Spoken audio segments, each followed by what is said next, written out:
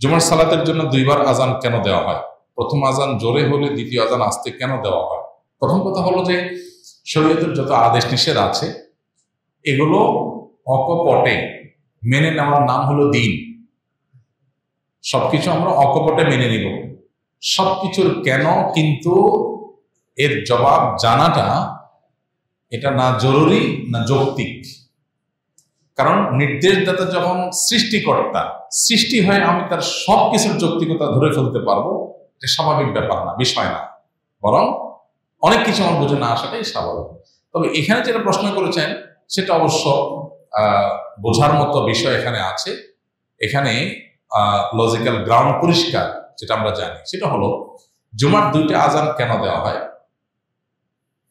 এবং প্রথম আজান একটু জোরে পরেরটা আস্তে কেন হয়। এর উত্তর হলো জুমার নামাজ ৫ ওয়াক্ত নামাজের মতো না। ৫ ওয়াক্ত নামাজ মূলত মসজিদের আশেপাশের মুসল্লিদের জন্য হয়, আর জুমার নামাজ হলো ছোট ছোট পাঞ্জেগানা অনেকগুলো মসজিদের মুসল্লিদের জন্য হয়। তাহলে মসজিদের ৫ ওয়াক্ত নামাজের মুসল্লিরা থাকে মসজিদের আশপাশের লোকেরা, আর জুমার মুসল্লি থাকে মসজিদের দূরের মুসল্লিরাও।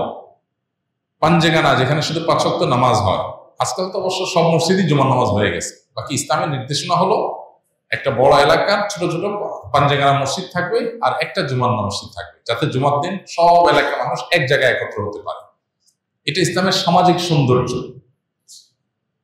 তো যেহেতু জুমার নামাজে আশেপাশের বিভিন্ন পাঞ্জেগানা মসজিদের মুসল্লিরা দূর দূরান্ত থেকে আসবে, অনেক দূর থেকে আসবে, সেই জন্য তাদের জন্য তাদের আসার সুবিধার্থেই দুইটা আজানের ব্যবস্থা।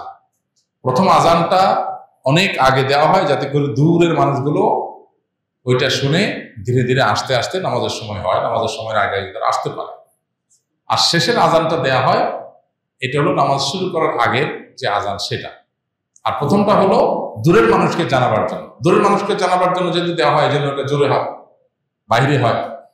আর দূরের মানুষকে আহ্বান করার উদ্দেশ্য না পরের আজানে, সেজন্য এটা ছোট হয়, আসতে হয়, ভিতরে হয়। এই দুই আজান নিয়ে অনেকে বিতর্ক তোলেন। কোনো প্রয়োজন নাই এটা নিয়ে বিতর্ক করার, কারণ এটা যদিও খোলাফায়ে রাশেদের আমলে চালু হয়েছে, কিন্তু এই আজান নিয়ে কোনো সাহাবীর কোনো প্রশ্ন, বিতর্ক বা ভিন্ন মত সেরকম উল্লেখযোগ্য ছিল না। সো এই ব্যাপারে বলতে পারি উম্মার ইজমা রয়েছে।